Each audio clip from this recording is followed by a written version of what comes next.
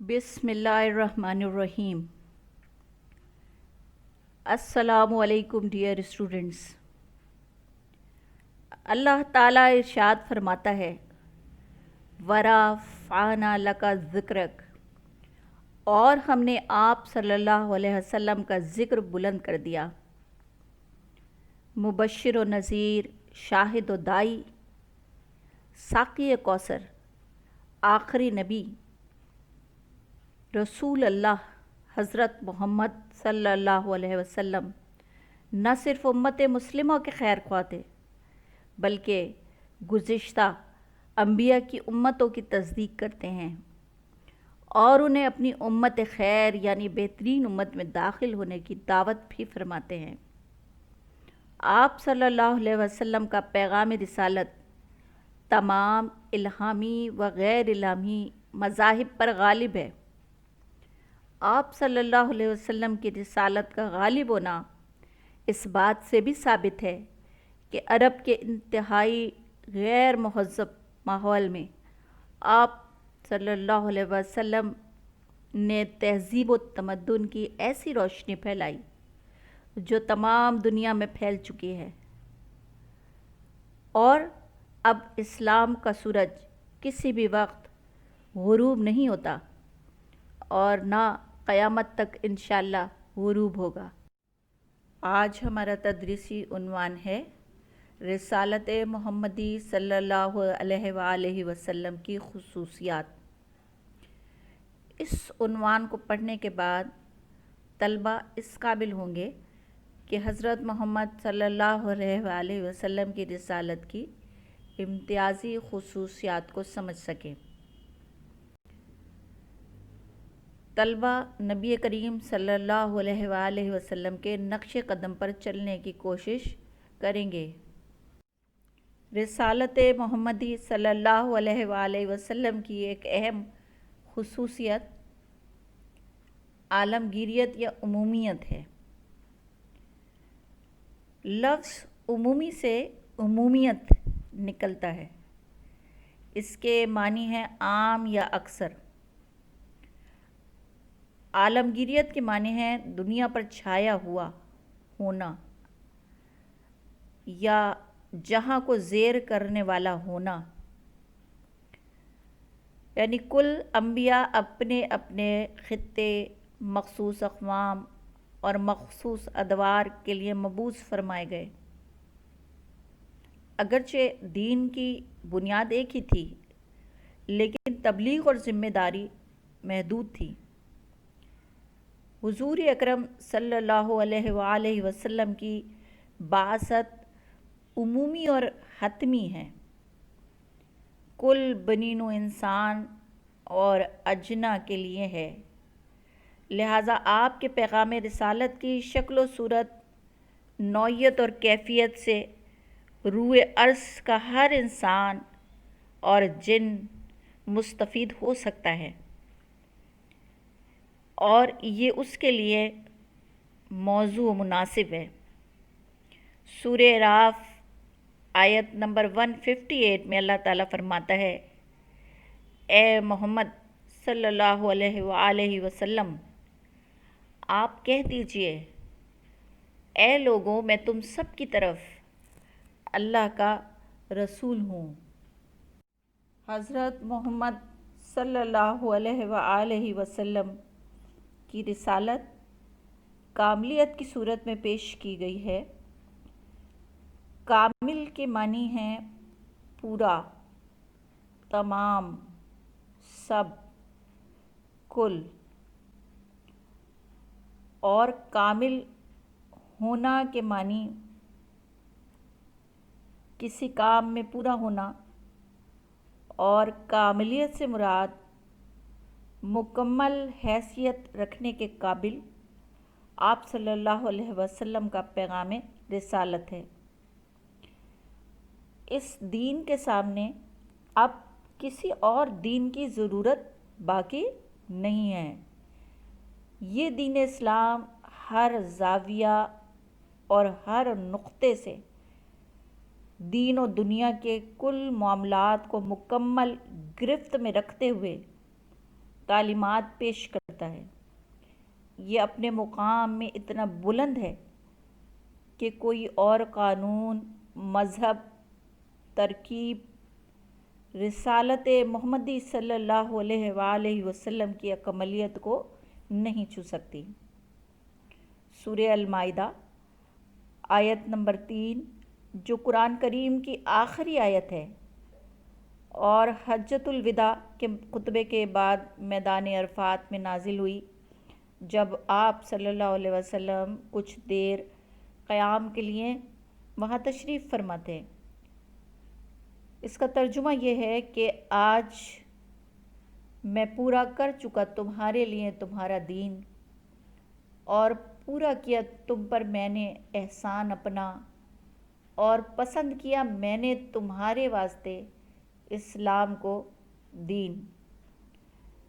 یعنی دین اسلام اللہ رب العزت نے کل بنی نوع انسان، جنات کے لیے پسند فرمایا اور مکمل صورت میں لوگوں کے سامنے پیش کیا۔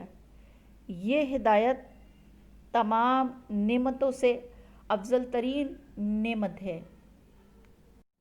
رسالت محمدی صلی اللہ علیہ وآلہ وسلم کی ایک اہم خصوصیت پہلی شریعتوں کا نسخ ہے۔ شریعت کے معنی مذہبی قانون، قانون الہی، قانون یا طریقہ کے ہیں، اور طریقہ کی جمع طرائق ہے۔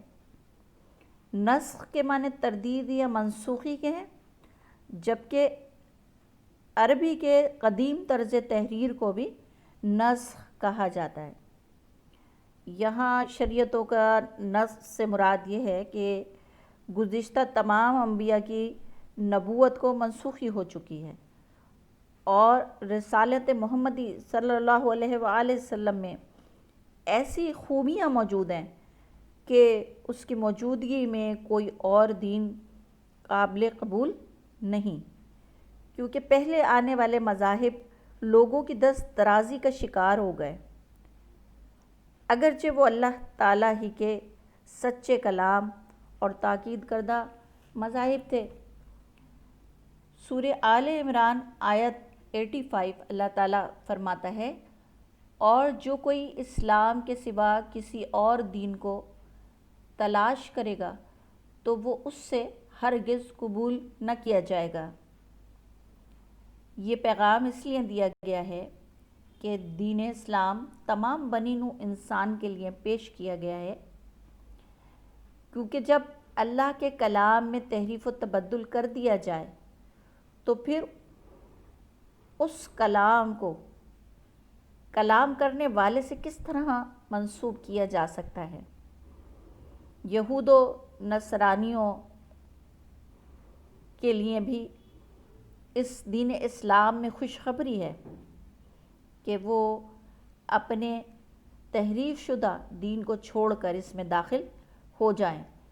گزشتہ تمام ادیان کی تعلیمات اب دین اسلام کا حصہ ہیں۔ حضور اکرم صلی اللہ علیہ وآلہ وسلم کی رسالت کی اہم ترین خصوصیت یہ ہے کہ اس کی حفاظت خود اللہ تعالیٰ فرما رہا ہے۔ سوال یہ پیدا ہوتا ہے کہ گزشتہ شریعتوں یا کتابوں کو تحریف سے محفوظ رکھنے کے لیے باری تعالیٰ نے خود ذمہ داری کیوں نہ لی؟ صاف ظاہر ہے کہ ان کتابوں کے ذریعے مروجہ شریعتوں کو دوام بخشنا مقصود الہی نہ تھا، اور یہ شریعتیں انہی ادوار و اقوام کے لیے محدود تھیں، لیکن دین اسلام اور شریعت محمدی صلی اللہ علیہ وآلہ وسلم کو حتمی حیثیت میں سامنے لانا مقصود تھا۔ سورہ الحجر آیت نمبر 9 اللہ تعالیٰ فرماتا ہے، بے شک ہم نے اتاری ہے آپ صلی اللہ علیہ وآلہ وسلم پر نصیحت، اور ہم خود اس کے نگہبان ہیں۔ سورہ قیامہ آیت 17 اللہ تعالیٰ فرماتا ہے، بے شک اس کا جمع کرنا اور پڑھوانا ہمارے ذمے ہے۔ آپ صلی اللہ علیہ وآلہ وسلم پر نازل ہونے والی کتاب قرآن کریم اصلی شکل و صورت میں معنی و مطالب کے ساتھ آج بھی محفوظ ہے، اور یہ قرآن کریم کا معجزہ ہے کہ وہ تا قیامت محفوظ رہے گا۔ یہ بھی معجزہ ہے کہ دنیا کی پہلی کتاب ہے جو انسان کے دل پر حرف بحرف اتر جاتی ہے، یعنی یاد ہو جانے والی کتاب ہے۔ حفاظت سنت نبی صلی اللہ علیہ وآلہ وسلم۔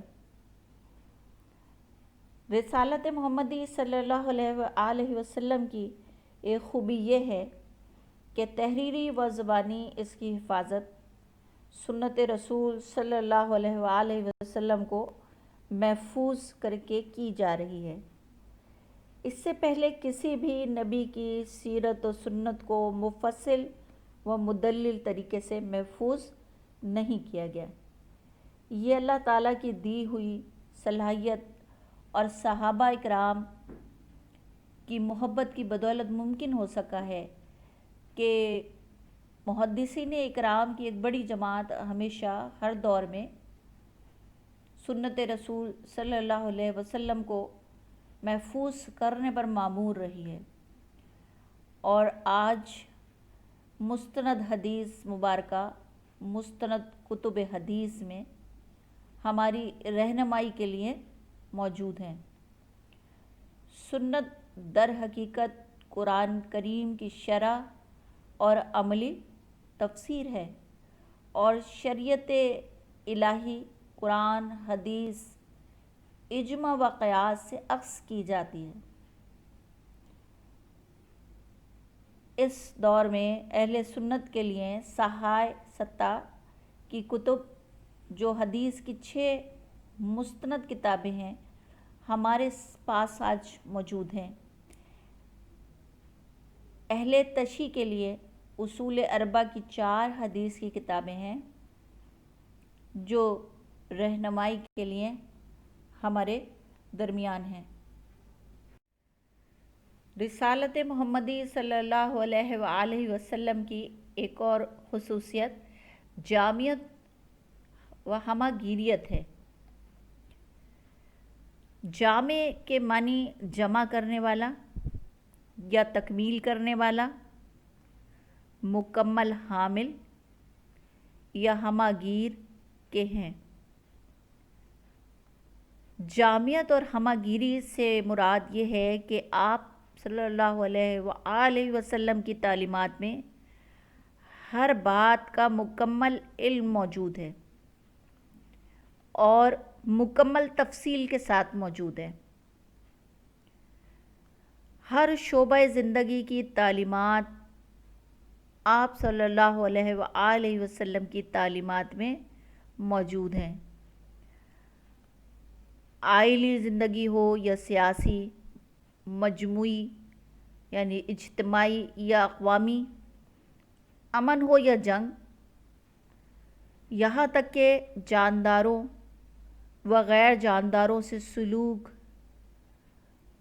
ہر طرح کے معاملات پر آپ صلی اللہ علیہ وآلہ وسلم نے جامع اور مکمل تعلیمات اپنے پیغام رسالت میں پیش کی ہیں۔ سورہ احزاب آیت نمبر 21، اللہ تعالیٰ آپ صلی اللہ علیہ وآلہ وسلم کی تعریف فرماتے ہیں کہ بے شک تمہارے لیے رسول اللہ صلی اللہ علیہ وآلہ وسلم کی زندگی میں بہترین نمونہ ہے۔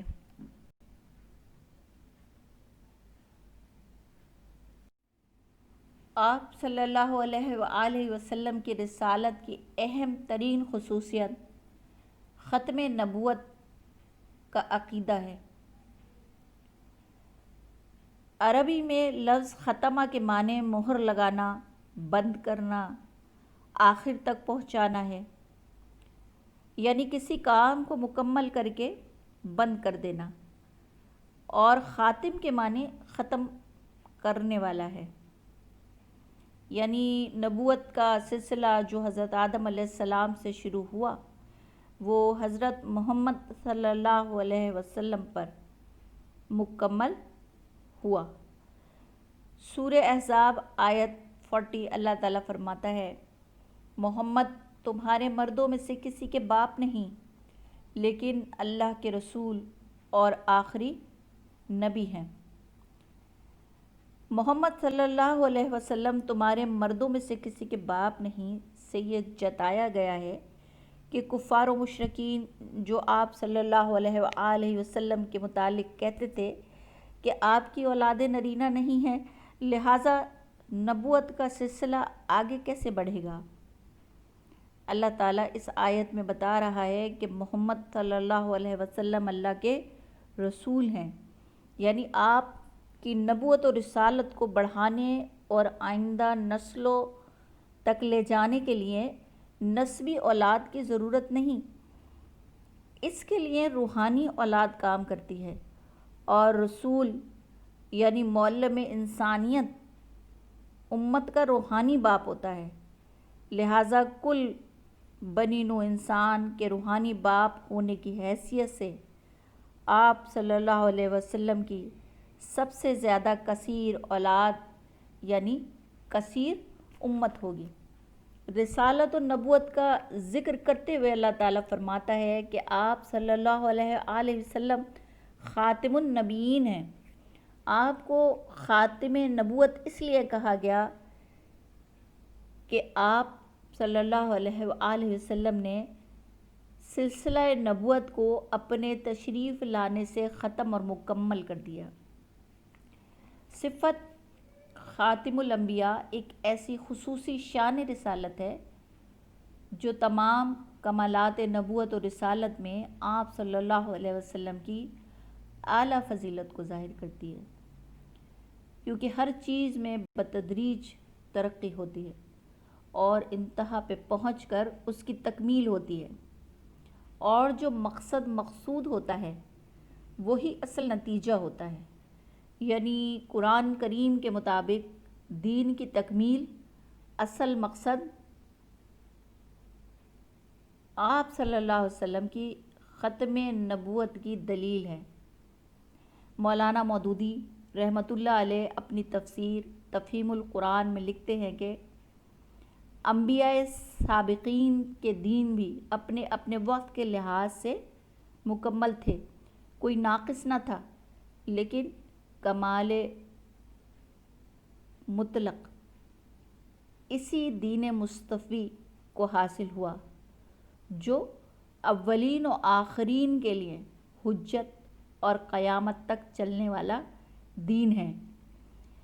امام ابن کثیر فرماتے ہیں رحمۃ اللہ علیہ فرماتے ہیں، یعنی رسول اللہ صلی اللہ علیہ وآلہ وسلم کے خاتم الانبیاء ہونے سے مراد یہ ہے کہ وصف نبوت آپ صلی اللہ علیہ وآلہ وسلم کے بعد منقطع ہو گیا، اب کسی کو یہ وصف اور منصب نہیں ملے گا۔ اس سے اس مسئلے پر کوئی اثر نہیں پڑتا جس پر امت کا اجماع ہے، اور احادیث رسول جو تقریباً درجہ تواتر کو پہنچی ہوئی ہیں اس پر شاہد ہیں، وہ یہ ہے کہ حضرت عیسیٰ علیہ السلام آخر زمانے میں نازل ہوں گے، کیونکہ ان کو نبوت اس دنیا میں ہمارے نبی سے پہلے مل چکی ہے۔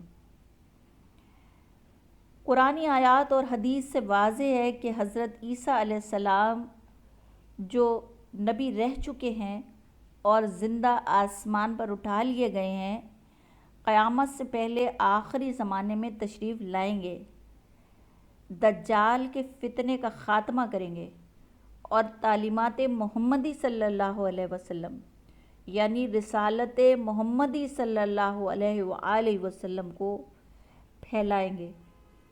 اس کا مطلب یہ ہرگز نہیں کہ وہ نبی مقرر کیے جائیں گے، اگرچہ وہ گزشتہ نبی تھے۔ ان کے اس رتبے کو اپنی جگہ برقرار رہنا ایک حقیقت ہے۔ ان کا دوبارہ آنا رسول کریم صلی اللہ علیہ وسلم کے رکن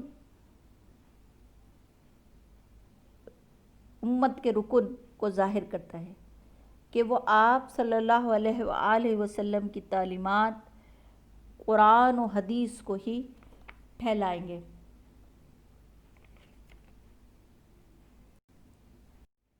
صحیح مسلم و بخاری و تمام کتب حدیث میں درج ہے کہ حضور اکرم صلی اللہ علیہ وآلہ وسلم نے فرمایا، میری اور مجھ سے پہلے آنے والے انبیاء کی مثال ایسی ہے جیسے ایک شخص نے ایک عمارت بنائی اور خوب حسین و جمیل بنائی، مگر ایک کنارے میں ایک اینٹ کی جگہ خالی چھوڑ دی، اور وہ اینٹ میں ہوں۔ حدیث میں اس تمثیل کے معنی یہ ہیں کہ نبوت کی مثال ایک عالی شان قصر نبوت، عالی شان محل کی ہے، جس کے مالک و رکن انبیاء اکرام ہیں، اور اس عالی شان عمارت میں صرف ایک رکن کی ضرورت تھی، اور وہ حضرت محمد صلی اللہ علیہ وآلہ وسلم کی نبوت سے مکمل ہو گئی۔ اب اس قصر نبوت میں کسی اور نبی یا رسول کی گنجائش باقی نہیں رہی۔ صحیح مسلم، بخاری اور مسند احمد وغیرہ میں حضرت ابو ہریرہ رضی اللہ تعالی عنہ ایک حدیث میں فرماتے ہیں کہ آپ صلی اللہ علیہ وآلہ وسلم نے فرمایا، بنی اسرائیل کی سیاست اور انتظام خود انبیاء کے ہاتھ میں تھا۔ جب ایک نبی کی وفات ہو جاتی تو دوسرا نبی اس کے قائم مقام ہو جاتا، اور میرے بعد کوئی نبی نہیں، البتہ میرے خلیفہ ہوں گے۔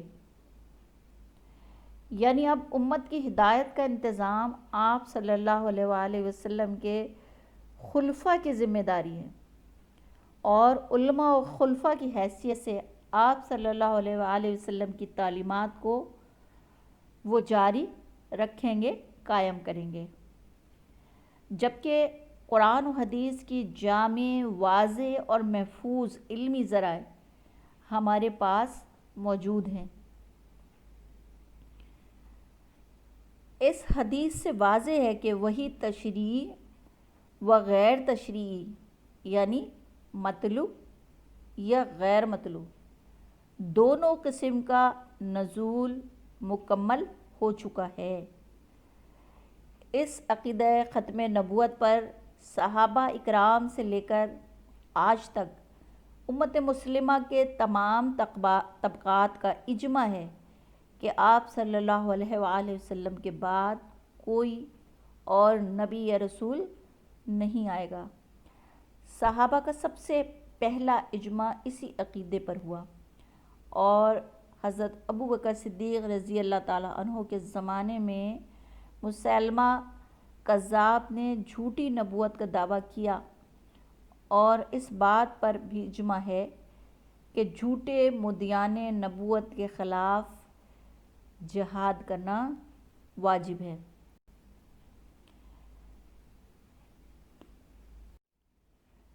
ختم نبوت کے دلائل ہمیں ان عنوانات کے تحت ملتے ہیں کہ رسالت محمدی صلی اللہ علیہ وسلم کی عالمگیریت ہے، یعنی تمام انسانوں کے لیے اب پیغام رسالت موجود ہے۔ تکمیل دین ہے، یعنی دین مکمل ہو چکا ہے۔ حفاظت دین ہے، نہ صرف تکمیل ہو چکی ہے بلکہ اس کی حفاظت بھی کی جا رہی ہے۔ اور ختم نبوت کی ایک دلیل صحابہ اکرام کا اجماع ہے کہ نبوت کا سلسلہ اب ختم ہو چکا ہے، اب کسی نبی کے آنے کی ضرورت نہیں، کیونکہ دین تکمیلی صورت میں بحفاظت موجود ہے۔ آپ کا ہوم اسائنمنٹ یہ 2 سوالات ہیں۔ سوال نمبر 1، عقیدہ ختم نبوت پر تفصیلی نوٹ تحریر کیجیے۔ سوال نمبر 2، اجماع اور اجماع صحابہ سے کیا مراد ہے؟ آج کے تدریسی عنوان کا خلاصہ یہ ہے کہ رسالت محمدی صلی اللہ علیہ وآلہ وسلم یعنی آپ صلی اللہ علیہ وسلم کا پیغام آخری پیغام الہی ہے جو قیامت تک جاری و ساری رہے گا۔ نبوت کا سلسلہ ختم ہو چکا ہے۔